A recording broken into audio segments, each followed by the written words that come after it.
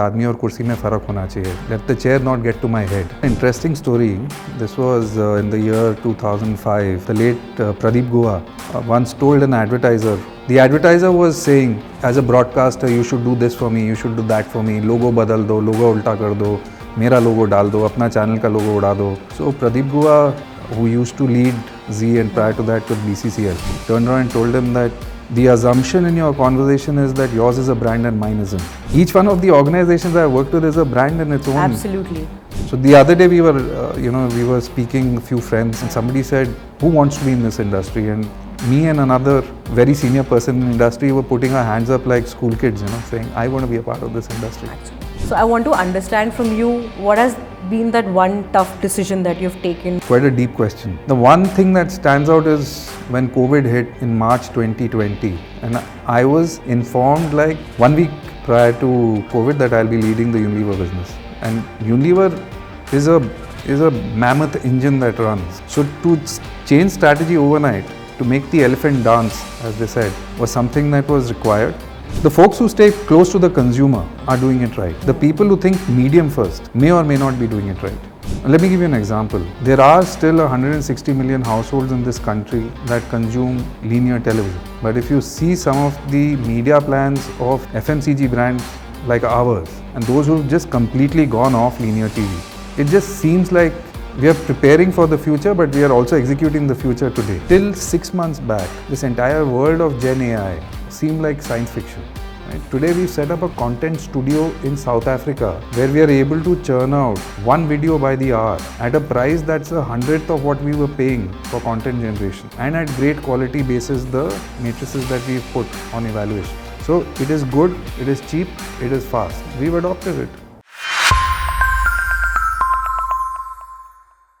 Welcome to BMI Podcasts. Today I have with me somebody who's seen media from all the sides. Meet Harshdeep Chhabra. He is the global media lead at Godrej Consumer Products.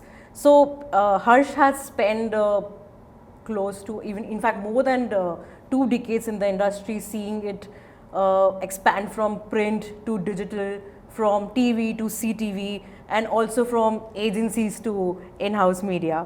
So today we're going to talk to him and look at the marketing industry from his lens. And just stick around, this is going to be insightful and probably we'll get some life lessons as well. Welcome, Harsh. Thank you, Akanksha. Pleasure, and welcome to the GCPL campus. Thank you so much. It's very beautiful here. Yeah, it's actually a pretty nice place, and the entire Godrej Industries group is based out of here, so a fantastic it's very campus. Very beautiful here. Yeah. So you once said, I was reading somewhere, that आदमी और कुर्सी में फ़र्क रखना चाहिए, पता होना चाहिए. So from where did you get this philosophy and how has it helped in your career? Yeah, that's actually a line that's stayed with me for a while. This was a colleague of ours from the industry, a gentleman, God bless his soul, Vinod Nathan.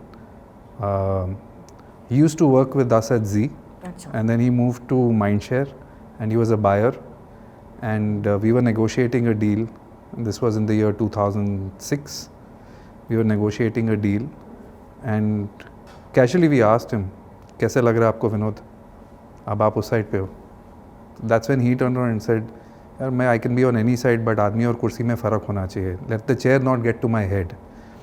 And I thought that was quite insightful. It just stayed with me that at the end of the day, look, we are not in the business of saving lives. We are not here to, we are not doctors. We are here as professionals of marketing who are out there to build brands, who are out there to make sure that our message reaches consumers. We can be sitting on any side of the table. I started my career in Z, spent a decent amount of time there.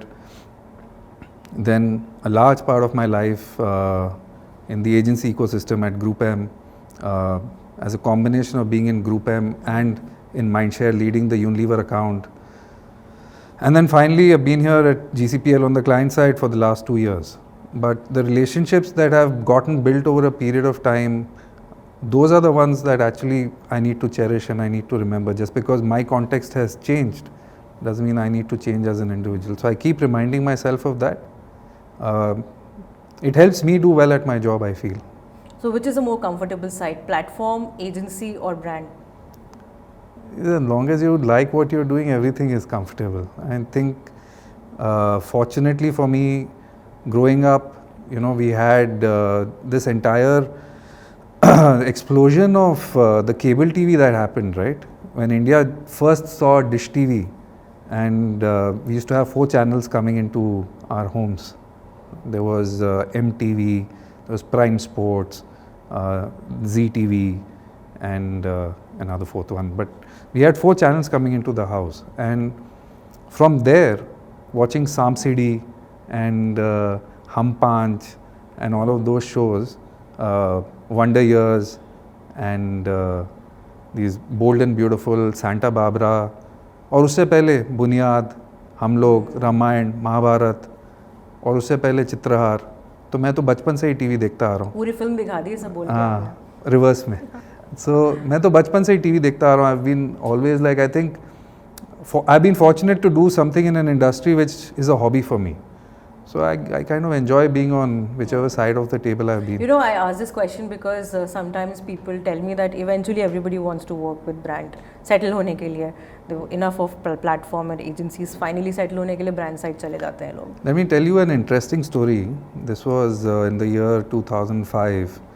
The late Pradeep Guha once told an advertiser.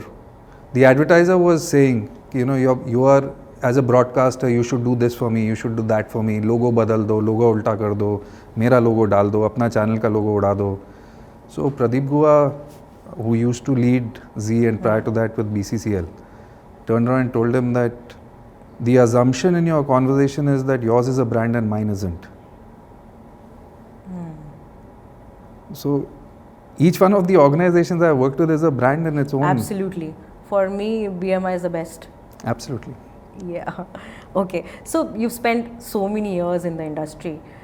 Do you ever look back or think that Akash मुझे किसी ने ऐसा बोल दिया होता before starting off in the industry? Something that you think that somebody could or should have told you when you started off? I think if someone had told me that this is as dynamic an industry as it is, and that every day something or the other happens, it's new, it's interesting. See, we are in the world of content and we are in the world of telling stories, right? Why do people watch our ads? At the end of the day, they like the stories that we tell. And earlier in broadcasting also, people watch stories that we put. So we are here to entertain people. We are part of the entertainment industry.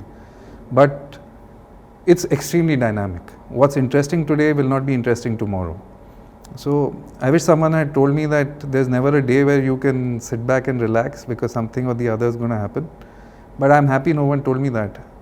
It's quite interesting. So it's very aggressive.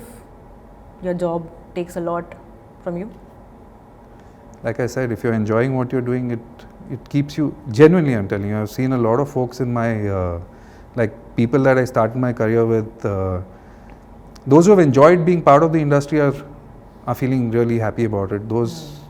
So the other day we were speaking, a few friends, and somebody said, who wants to be in this industry? And me and another very senior person in the industry were putting our hands up like school kids, saying, I want to be a part of this industry. Actually. So agar maza aa raha, to then it's good. And don't mean this as a cliche, it's actually true, I would now want to know from you that when you look back, what has been that one big surprise that you did not see coming in your career? Is there something like that? Yeah, I mean, that's a very nice question, and I thought about it, when you said, but the multiple such so-called game-changing moments that happened, but the one that sticks out, the one that I didn't expect, was when I overnight moved from doing ad sales to doing investor relations at Z, right? And I was 28 years old at that point in time, selected by the chairman of Z to be a part of the investor relations team and be a part of his office. For me, in my life, that I think was a game-changing moment, because I got to learn so much. I got to learn so much about the industry. It opened my eyes out. For me, those 2 years that I did at investor relations at Z, working very closely with management over there, and that was also pretty much the time that Colors had launched. That was also pretty much the time where Lehman Brothers had happened. very interesting times, and just watching how Subhashji led the organization at that point in time at Z, it was phenomenal. So for me, that was a big learning experience. It also got me to get out of this marketing and media thinking standalone to thinking of business holistically. One needs to have good mentors at work. Absolutely. I've been fortunate to have many such mentors in my life, all my bosses who I've worked with. I can name all of them, but... Who's that one boss that you want to name? We'll keep GCPL out of this conversation because that will be the politically right answer to give, but I think it'll be unfair for me to call one person out quite. Now, I've learned something or the other from each one of my bosses. Somewhere I learned aggression, somewhere I learned how to have fun at work, somewhere I learned how to be analytical. From another gentleman I learned the advantage of hard work. From another gentleman I learned the power of negotiation. So it's been there. Of course, I did have one lady boss also at one point in time. From her, I learned how one should be flexible across one in the industry. She came from marketing into media, so a lot of things to learn from folks. So probably unfair to name one person. I think there is learning in something every day. It's not just about learning from bosses. You can learn from your peers. You can learn from your subordinates. I feel I learn from whosoever I interact with. So that's the biggest blessing that one has. So my next question has come from the fact that I love to know how people deal with crisis. How do they come out of it? So I want to understand from you, what has been that one tough decision that you've taken which might have caused you sleepless nights, but you thought that that's right for the business? Yeah, that's a very good question and quite a deep question. Again, the one thing that stands out is when COVID hit in March 2020, and I was informed like 1 week prior to COVID that I'll be leading the Unilever business at Mindshare. So, of course, that announcement happened and then COVID happened, right? And overnight, we were asked to recalibrate our entire strategy. And Unilever is a mammoth engine that runs. So to change strategy overnight, to make the elephant dance, as they said, was something that was required. I suppose at that point in time, just going out and having tough conversations with media owners to say, hey, listen, give us this kind of pricing because this is appropriate for us to get during the COVID period, was a tough conversation to have. But the way I convinced myself, the homework that I did was I put myself in the media owner's position and I worked out the P&L of the media owner, right? And I said, fair enough, your top line is hit, but you're saving on bottom line because you have no production costs at this point in time. So profitability wise, you're anyway doing all right. And that's how we worked out our maths on the kind of discounting that we wanted. The other thing is that, to my mind, genuinely as a negotiator, you have to think of what's in it for the other person. And at that point in time, we ensured that we didn't take money off the table. So we put money on the table because at that point in time, cash was king. So rather than asking for deep discounts in the month, we said, here's the money, here's the full money, but give us X amount of banking bonus for later. So we took the inventory much later. We negotiated in that form. I felt the media owners appreciated that because at that point in time, everyone needed cash. And I suppose that was the one differentiating thing between the way we negotiated during COVID versus of what we know of some of the other people who negotiated. That we kept money flowing. So you had that liberty at GroupM to take these decisions? Oh yes, Unilever is a fantastic client. Unilever genuinely partners with the agency, and we were again very fortunate to have a great person at the other end who understood the situation, and we were able to co-create these solves. Quite an intelligent decision. In hindsight, yeah, and quite a, I think we did right by the situation, rather than sitting over there and throwing our weight and saying, hey listen, I need this discount and I need it today, you know. So this was only for the COVID period? It was only for the COVID period, obviously. Okay. So you've seen media evolving. In the beginning only you mentioned about a lot of shows that we used to see long time back. Yeah. We've come from print to digital and to whatnot, I don't know, augmented reality next. So that's also part of digital then. But I wanted to understand from you that in this journey, according to you, what is that one big mistake that probably FMCG brands have made? See, the way that we see this, I suppose the way that the guys who are doing this right versus the guys who are not doing this probably the way I would like to do it is how I'd probably like to address what you're asking. The folks who stay close to the consumer are doing it right.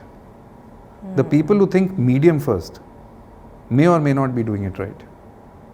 Okay. So, if at any given point in time you have proximity to the consumer, which is what our organization encourages, go into the market, meet people, go to the consumer's house, understand what she does, what is it that she's watching or what is it that she's consuming in media, and then you build your plan out of that. Rather than saying, I have this digital target to achieve, or I think that sitting in this glass building that I have with the Excel sheet in front of me, this is what data is suggesting. So people who are only focused on data or only focused on certain agenda of, running the way that they are aping their peers in the West, then it becomes a challenge. Because, let me give you an example, right? There are still 160 million households in this country that consume linear television. But if you see some of the media plans of FMCG brands like ours, and those who've just completely gone off linear TV, it just seems like we are preparing for the future, but we are also executing the future today. So I think just being close to consumers is extremely important. Those who do it right, get it right. Those who tend to go or stay too much in the past tend to... So do you ever go out and speak to consumers yourself, or you just have your team and they churn out data for you? It's not just me who goes out into the market. All of us who are part of the marketing community are in the market. 10 days a quarter we are with consumers or in trade, in shops, or sitting with media owners and understanding from media owners how they see consumers. So we go to different parts of the country, go into consumers' homes, sit with them, spend a day with them, understand their lives. And this is not restricted to cities. We go outside into rural areas, sit with the consumers of that market, and it's amazing to see the kind of insights that come out of that. What we do with that is we bring it back, we test, and then if it works as far as the results are concerned on brand, then we scale. So you've been on both the sides, agency and brand side. Yeah. Which one is easier, agencies chasing clients or brands negotiating value? I've also been on the broadcaster side chasing agencies to give monies of brand. So which one's easier or which one's tougher? Which one is easier, or you can answer which one किसी is से tougher? भी पैसा लेना इतना कोई आसान नहीं है. At the end of the day, you have to show value irrespective of whether it is B2B or B2C. जिसको अगर benefit लगता है, if they see value in you, they will give it to you. So it's about how you craft your narrative around it. I used to find ad sales quite a challenge because, you see, you're sitting 2 steps removed as an ad sales person. आपको नहीं पता agency, why the agency is making the plan. Or many times agency also doesn't know what the client is planning in the larger scheme of things. So I think that's the toughest job, quite honestly, because you're a little removed from the end objective. To that extent, being on the client side, you're as close as possible to because you're controlling the budget, you know exactly why you're putting, what you're putting, where you're putting. So that's probably how it is. That means selling ads, selling integrations is tougher? Oh yes, I have maximum respect for people who sell, advertising inventory. And for those who sell niche channels, it's even more tough. Yeah. Because unfortunately for them, the BARC or any other rating system won't even show up. So, It is So quite when a you say tough job. niche, does that also mean regional or? Well, niche, I mean anywhere where you probably have a special interest group. So it could be regional, it could be the likes of, Regional is becoming quite a favorite of brands these days. Yeah, it has been. The fact is that certain markets, we see that the consumption of media is happening in that language. And regionalization has been a trend. So till Doordarshan was there, it was only Doordarshan. Then we had this burst of many Hindi channels coming in and a few regional channels coming in. Then we had the regional channels coming in, but were for state, region was for the state. And now we have all of these dialects that have come through, thanks to influencers and all of that. So, but the beauty is that आप बाहर जाके pizza pasta खा सकते हो, पर घर आके तो आपको दाल चावल ही खाना है ना, तो आप कितना पिज़्ज़ा पास्ता खाओगे, आप दाल चावल ही खाओगे. So it's the same thing. You will really enjoy content that in a language that you are comfortable in, and the more the content that gets generated, the more likelihood that people are going to go out and see it, and that's where we want to be as brands as well. So in our recent stories that we've done, I've figured out that even for general entertainment, which is struggling a bit because of FMCG curbing their ad spends, for them also regional is the torchbearer for them. That's been there. Yeah, I mean, it's a combination, right? Again, it boils down to, can I reach that consumer in Maharashtra through my Hindi feed, or do I need Marathi feed? How much of my business comes from Maharashtra? Am I reaching my total addressable market in the rightful manner, at the cheapest cost, with the maximum amount of reach? So GCPL has been the torchbearer of long-term relationships between agencies and clients, but that changed with the breakup with Madison. So what will drive your new relationship with Essence Mediacom? See, first of all, I think it's extremely important to acknowledge the work that Madison has done for GCPL. Right? They've been true partners to us. The kind of involvement that their senior leadership had, from the top bosses, that kind of attention that they gave to the business, they treated as their own. And I think we will always remain grateful for the fact that they've contributed to making our brands, or contributing to the brands to where our brands are today. That said, to the question that you're asking, of what we aspire from any media agency, whether in India with Essence Mediacom, or in Indonesia with M6, or in Africa with Dentsu, or any of the agencies that we deal with, there are 4 T's that we work with, right? The first T is trading. Basically, their ability to get us best-in-class pricing at the scale at which we operate, and that is an extremely important factor. The second is technology. And how is it that they're bringing tools into our ways of working? How is it that they're enhancing our GAGA thinking? Marry that into attention, because attention is another important thing. Not all mediums are the same. Yeah. So demographics into attention, how are they getting tools for us to look at media planning in the rightful manner? The third is troubleshooting, which is how is it that they are able to tell us about what is it that our consumers are doing, or what is it that our competition is doing. And the fourth is talent. And how is it that they're helping us upgrade. So sitting in India, we are quite blind to what's happening in the world of TikTok, for example. But thanks to a partner like Essence Mediacom, we are able to now, with their global scale, get an understanding so that we are able to deploy that in the US or in South Africa. So these are the 4 T's that we operate with. And any partner. Why did this change happen last year? Because what you're saying stands true for even probably 4-5 years back. Why last year? Yeah, I think over a period of time, our scale has increased. 4 years back, we were advertiser number 17. Today, we are advertiser number 3 on linear television in the country. Right? You can guess the number 1 and the number 2. But I can tell you that in the top 5 or top 7 advertisers in this country on linear TV, we are the only company of Indian origin. At number 3. Yeah, at number 3, and the only one in the top 7 who is a company of Indian origin. Right? So there is a certain amount of seriousness that we continue to deploy towards spending behind our brands to get to consumers. And at that scale, obviously, there are certain dynamics, plus the entire global situation coming in. where we've also started to invest very heavily. So let me tell you that in India, sitting out of India, we've got a trading desk, a programmatic trading desk, where we are deploying in 20 countries directly ourselves. Right? So we've got a lot of our markets. We operate in 80 countries globally through our exports business, and we deploy into those markets. So our global scale and importance towards advertising and pumping money behind media has gone up significantly. And that's where we had A.T. Kearney come in last year, run a transparent pitch process for us. We got Madison and GroupM amongst others to come in. There were multiple agency groups that came in and pitched. And there was a panel of 8 neutral people who sat through, took a call on who the agency needs to be.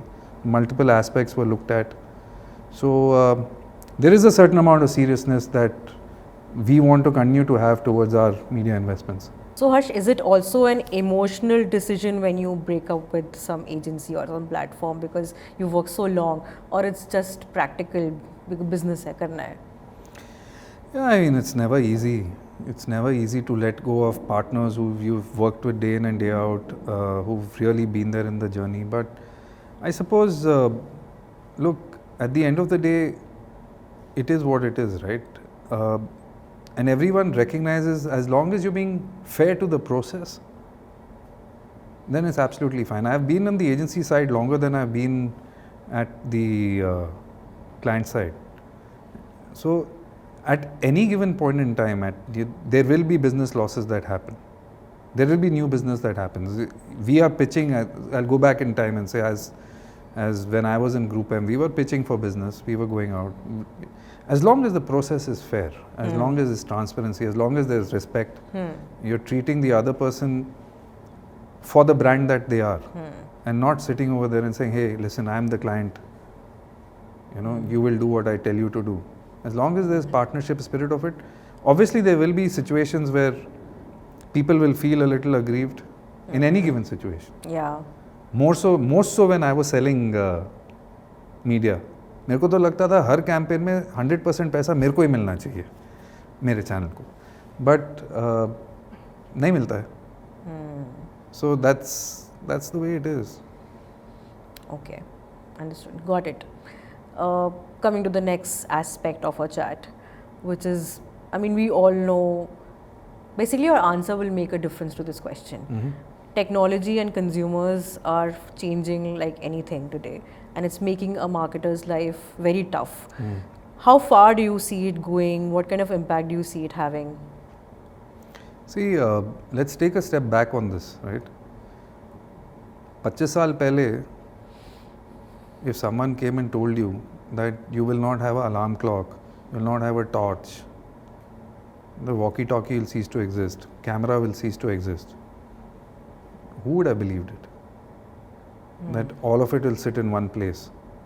I go back to that, in the late 80s there was a show called, I used to call it Giant Robo. It was called, there was one show, one guy used to speak into his watch and one robo used to go out. And have you seen the show? No. In Doordarshan it used to come. No, I haven't seen that one. Thursday evening 8:30. As you can see, I was a very avid consumer of content. But who would have believed that you can speak into a watch? Or when Knight Rider used to come, right? Who would believe that you can speak to your car and your car will speak back to you, or the car will drive by itself?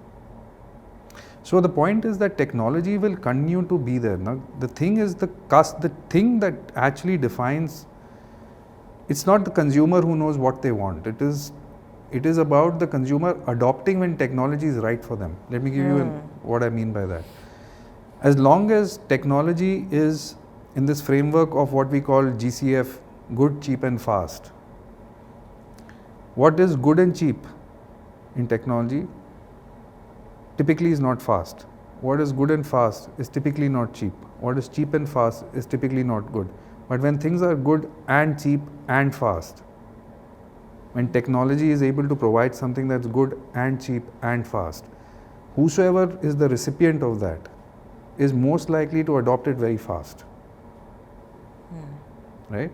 So, to my mind, technology will always continue to evolve. till 6 months back, till 3 months back, this entire world of Gen AI seemed like science fiction. Yeah. Right? Today we've set up a content studio in South Africa where we are able to churn out one video by the hour at a price that's 100th of what we were paying for content generation, and at great quality basis the matrices that we've put on evaluation. So it is good, it is cheap, it is fast. We've adopted it. And what I'm seeing right now is the pace at which this entire artificial intelligence journey is moving. It's phenomenal.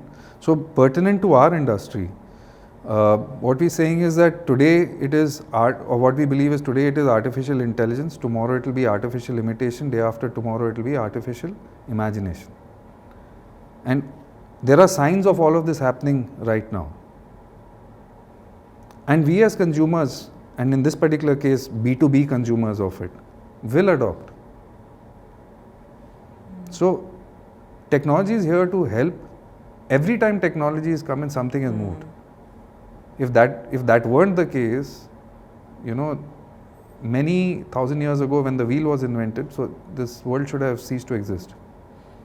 So technology is there to help, and consumers adopt. Have you implemented certain changes in GCPL's media strategy that you continue changing with the speed of technology in consumer? Oh yes, absolutely. So we've got our tool called MASH, which is our media planning, budget allocation and media planning tool. And I was fortunate to walk into GCPL 2 years back and get that as a gift from this system which had already built it. And we've continued to enhance on that tool and make sure that it is as pertinent and smarter than what it was yesterday. So that's one. The second is, I was telling about this programmatic desk that we set up along with a SaaS partner. We are constantly at it because technology is there to support and results are there. And the reality is that our competition is doing exactly the same thing. So how do we continue to remain ahead of ourselves, and how do we continue to remain pertinent in this entire competitive ecosystem is what we keep ourselves true to. So now that you've mentioned MASH, I want to understand, do you think that models like MASH are threats to agencies, or probably जो middle level पे जो काम करते हैं उनका काम पे threat है ये? नहीं, मेरे हिसाब से ऐसा नहीं है. मेरे हिसाब से agencies are also evolving, right? All that we are doing is we are automating something that is redundant work. Right? Again, I go back. There was a time when media plans were made on log, there was log chart आता था ना हम लोग का, उसके ऊपर media plan बनता था. तो computer आने के बाद तो people should have vanished. So this is continued to be there. I don't think agencies are going to cease to exist because budget allocation is happening in a certain way. And the other big advantage that the agency has is the sheer clout of negotiation that they can bring onto the table. So as long as they are evolving themselves across these 4 T's that we spoke about, as per me, they will continue to be pertinent. And I do see a lot of our agency partners doing that. Staying... but I think there would be job losses, no matter... There would be job losses, there would be job creation. So today prompt engineering is something that's become really big. Now if you're smart enough, you will evolve. And again, not to sound too philosophical about it, but that's the law of nature, right? Survival of the fittest. Yeah. So people have to continue to evolve. I think jobs will continue to be there. The nature of jobs will change. Okay. I'm not sure how will you answer this question, but amid all this, we did not talk about creativity. So how do you, coming from a background of media, you work on media agency side, platform, and taking care of media at GCPL now, how do you look at creativity? It's important. I mean, what importance it hold for you? Yeah. Look, as we say, there is message and messenger. And it's extremely important that I as a messenger get a great message to take to my end consumer. And both have to marry up. There's no point of creating a great ad which nobody sees. Sometimes it's really bad to take a bad ad and get everyone to see it because it tends to do more harm than good. So it has to do, it's a combination of both, right? And then there is creativity. I mean, that's creativity in one sense of it, which is the ad creation. But there is a lot more that one can be creative around, like the creative use of data. So let me tell you what we did in Indonesia with HIT. The HIT brand, which is there in India, is also coincidentally the same brand that we acquired in Indonesia, which is a mosquito repellent. And that fights dengue causing infection spread through mosquitoes. So we picked data signals where we could see that dengue outburst is happening, and we were able to then go out and creatively deploy into that particular pin code or sub-district and let people know that there is a dengue outbreak, be careful, use HIT. So that's also creative use of data. And do you have example of any example that you've used data creatively in India? I can tell you about multiple of those. I think the one that we were very, very excited about was the use of, okay, let me tell you something that happened in the world of linear TV, where there is a particular panel that suggests something, right? But we took a step back and said that there are certain geographies when we are going and meeting people, it's not necessary that what the panel data is showing is what is happening in reality. So then we went out and looked at another panel data of television viewership, and we studied through that and our experience, and we realized that markets like Orissa, people outside of Bhubaneswar don't speak in Hindi or as much Hindi as a media plant typically shows, and that's when we upped some of our investments in Oriya satellite channels. Okay. So whether we call it creative use of data or smart use of data or being astute around data, as long as you are able to reach maximum number of people in the right way, at the cheapest cost, in a language they understand, on a platform where they're paying maximum attention, such that it has an impact on business, I think we're doing a great job of, anyone who's doing this is doing a great job of the entire media planning science and...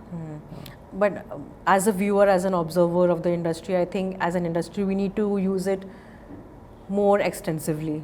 Itna creative use of data dikhta nahi hai, because when I go to Cannes, I see a lot of international work submitted in the creative use of data, and I see mind-blowing work happening. So I wonder that we must take inspiration. I mean, there's no harm taking inspiration. Of course not.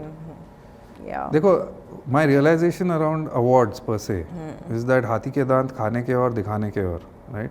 Okay. So we should move from awards for the sake of innovation to the awards for impact on business. I don't want to win a single industry award. The only award that I want to win is to see my company's top line grow and us beating the estimates that are there, us doing great as an organization as far as the share price is concerned, we doing justice to our shareholders. That's the biggest award that we can get. A lot of times what we see in these award ceremonies may not necessarily be what is happening in reality. The question that we need to come back from Cannes and ask is, did those people go out and deploy it at scale, and how much of an impact did it make on business? Point to be noted. Awards for the sake of awards, anyone can do. So nowadays e-commerce and quick commerce are changing the game. But when platforms ask to spend brands extensively, massively to give them visibility, where do you draw a line, or do you also call it arm twisting? See, I started in 2003 in this industry, and I was in sales and then at the agency side today and the brand side. And I've been negotiating, I've been part of negotiations for all these years. The one thing that I've learned in a negotiation is everyone has the power to say no. There is no such thing as arm twisting. This is demand supply, right? If somebody wants my business on the terms in which I want to do the business with them, or if somebody wants me to do business with them on the terms that they want me to do business, either it's a yes or it's a no. Why do I have to get my arm twisted to do business? Okay, so I heard one day that GCPL spends 80 to 85% of digital money on CTV. So, what makes you so confident about CTV? And honestly, do you have a plan B if CTV doesn't scale as much as it's shown? Yeah. See, we see it slightly differently, right? We see it as large screen versus small screen. So for us, TV and CTV are large screen. Mobile is small screen. We see it as one to many versus 1-to-1. So for us, CTV is nothing but, we're seeing it in the, first of all, we're agnostic about all mediums. But when you have to bring it to the closest possible medium, just in terms of the parlance of this conversation, it is linear TV and CTV. So either linear TV will grow, or CTV will grow, or both will grow, or people stop watching TV in this country. So the likelihood of people stopping watching television in this country is low, at least if we look at historical data. Right? It's not like TV penetration has dropped in this country. You still have 210 million, 220 million households in this country that have television sets. The mode of reception is changing. 160 million of those have linear TV today. The rest of them have connected TV. Right? Ballpark numbers. So, if the number of TV owning households starts dropping, then something else will come up where people consume entertainment. Like I was telling you, we went into this, I think it was Indore or one of those places. We met multiple housewives, some of them slightly, less affluent, said that we don't want to replace a TV set. Because today mobile is a necessity, TV is a luxury. तो वो तबका भी है India में. But the consuming class, will they go away from will they take a television set off their house? I don't see that situation, quite honestly. But how do you deal with this measurement challenge on CTV? It is a challenge. It's definitely a challenge. It's something that I think it's extremely important for BARC, which is our rating agency, to actually take steps on it. I know that there are steps that they want to take on it. We do hope that they are able to actually see that measurement is quite broken in this country. It is not cross screen, it is within screens also things are broken. So for example, the last establishment survey that BARC did was in 2018. They're still holding on to a 210 million household, linear TV household number. Whereas if you look at the latest EY number or you look at TRAI numbers, it says 160 million households are there at TV. So can you see the gap between 210 million and 160 million, right? Within that, the rating, like what they're reporting, we have no question around that. That's what is coming is right. It's the sheer quantum of the number of households that is getting reported is something that we would want them to give us a more recent view of. Either TRAI is right or BARC is right. Likelihood of TRAI being right is higher because it's more recent. Is there some work happening on this front? Yeah. We ourselves are trying to figure out what the number is, and we've put out our own, we're investing money to figure out these numbers. We are working with research. Personally as GCPL? Yes, as an organization as GCPL, yes. Look, we are also wanting to work along with ISA, or as members of ISA, we want ISA to take this up. ISA is taking this up. It's on a certain path.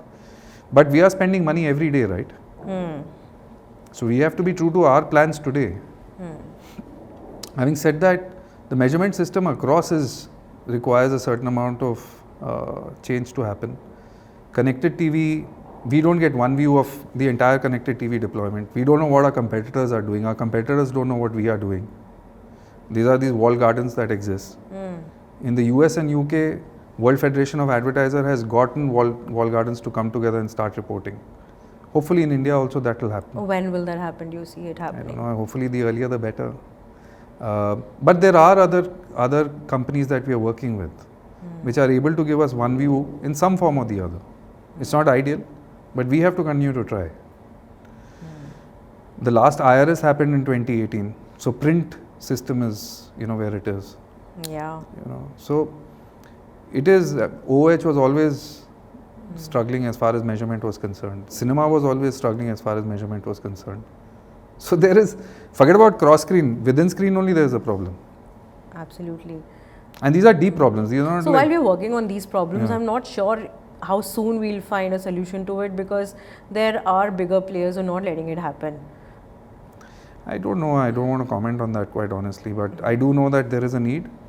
And I do know that organizations like ours are willing to invest time, money, energy, our own, whatever little intellect we have to get these things going. So if cross-screen measurement comes, do you think that this will also boost media spends? It will. The fact is that any medium that's measured, and the more robust the measurement, the bigger case one is making. See, we have to remember that there is also significant amount of money that's going into below the line. At the end of the day, it is coming from the same pot, right? So, the more one is able to justify, in the here and now it may seem tough, but you may be able to pull money from BTL. Somebody may see, get more convinced about the fact that, this measurement system is a lot more robust. We know of a lot from my days of sales, and even today, a lot of retail advertisers don't believe in rating system. They tend to believe that what they are watching or their relatives are watching is what it is. Okay. But if you are able to show them that it's a lot more robust, these are the most intelligent people. They're the ones who will actually go out and start investing that much more. So any system, you see any medium which has good measurement will get more money. The fact that certain mediums are not doing well or historically have never done well, 1, 2, 5% of the ADEX, is because the measurement system is never evolved. Understood. So everyone talks about being future ready with buzzwords like AI, CTV, data. But according to you, what is that one structural risk that no one seems to be paying enough attention to? The structural risk is the minute you get away from your consumer, or you start imagining that the consumer is your version of what the consumer is. As long as you're true to going out and spending time with the consumer, genuinely spending time with the consumer, you're pretty safe as a marketer. That doesn't really answer my question, because this is not a structural risk. Of course, everybody wants to stay close to the consumer and they do their own consumer research. Is there something else that you think that we must focus on to actually ride on these buzzwords? Okay. I genuinely wish what you were saying is true, that everyone's going out and spending as much time with consumer.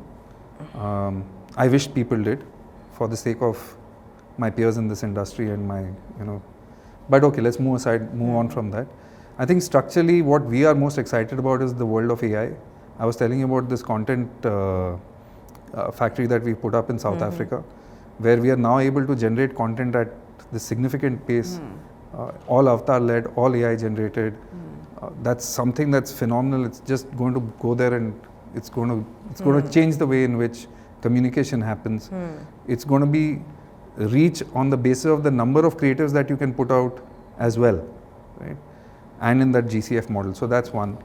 I think the other thing that we should all keep an eye out for is the way in which the entire first party, second party data ecosystem is evolving.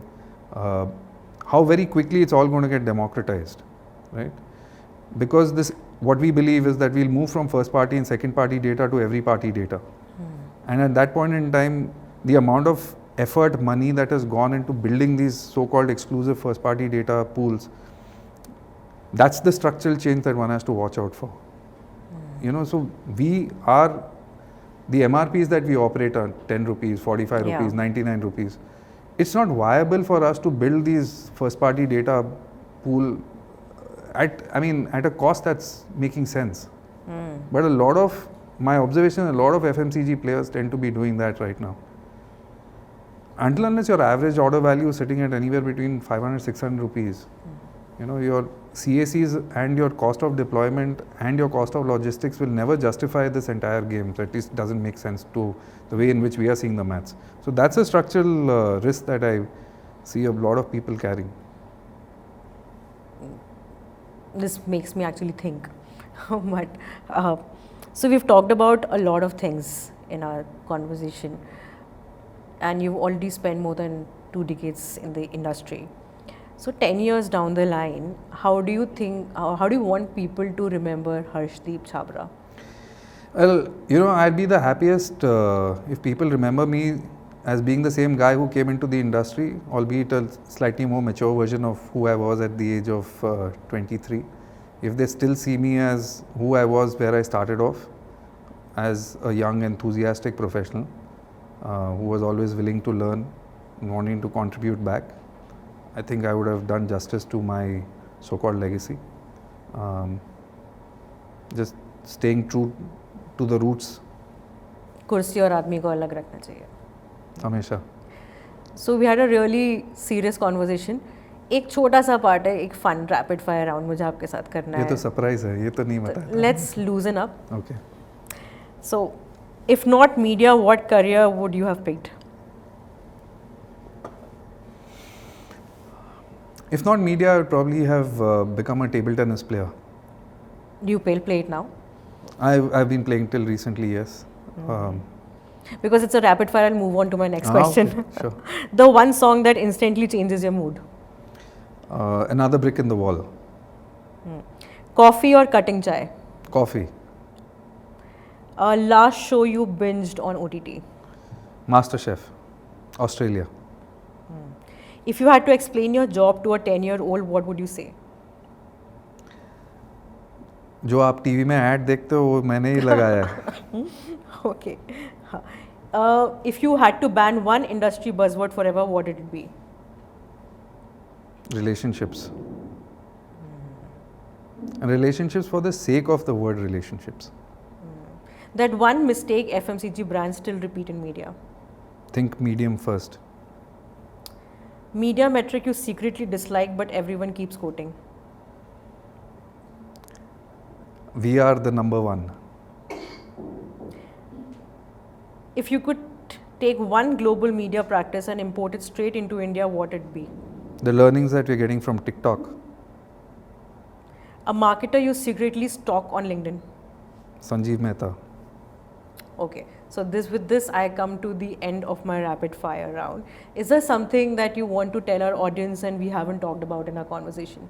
No, I think it's been extremely nice, this conversation. It's been a pretty thought-provoking conversation. So thank you very much for the questions that you asked, first of all. I think the one thing that I would like to leave behind with the audiences, and especially the younger lot, is just enjoy what you're doing.